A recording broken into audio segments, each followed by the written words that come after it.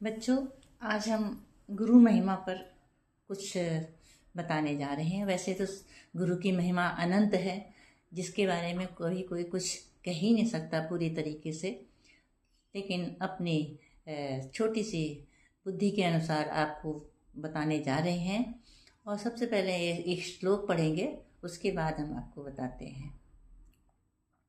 गुरुर्ब्रह्मा गुरुर्विष्णु गुरुर्देवो महेश्वरः गुरुः साक्षात् परब्रह्म तस्मै श्री गुरुवे नमः।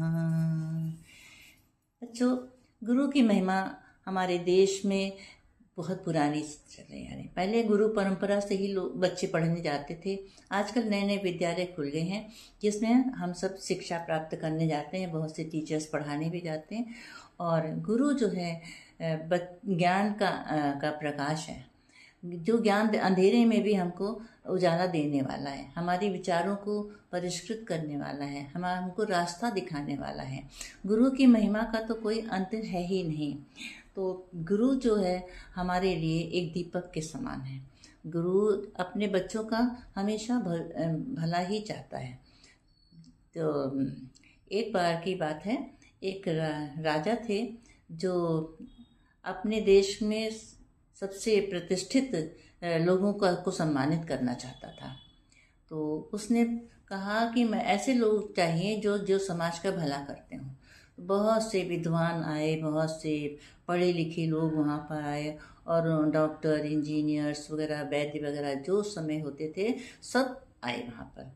और सबने अपने अपने योग्यता को साबित करने की कोशिश की कि हमें वो सम्मान मिल जाए। लेकिन राजा किसी से भी संतुष्ट नहीं हुआ। कुछ दिनों के बाद एक बहुत ही वृद्ध वहाँ पर पहुँचा और उसने कहा कि मैं एक शिक्षक हूँ।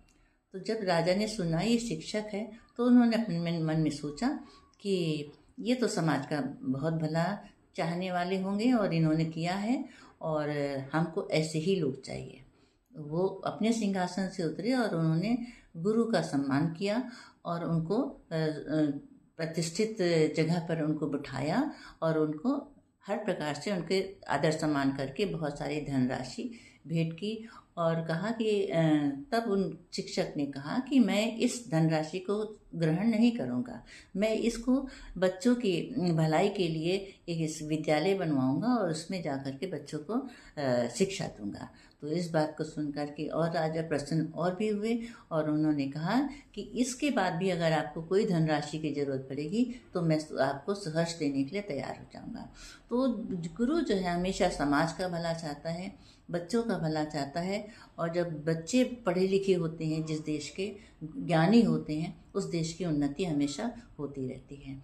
इसीलिए कहा गया है, सात समुद्र की मसी करूं, लेखन सपन राय, धरती कागज करूं, गुरुगुण लिखा न जाए। अगर सारी दुनिया को हम धरती को कागज मान लें, सारी जंगलों को हम की कलम बना लें और समुद्रों को हम स्याही के रूप में इस्तेमाल करें, तो भी हम गुरु के गुणों का वर्णन नहीं कर सकते हैं।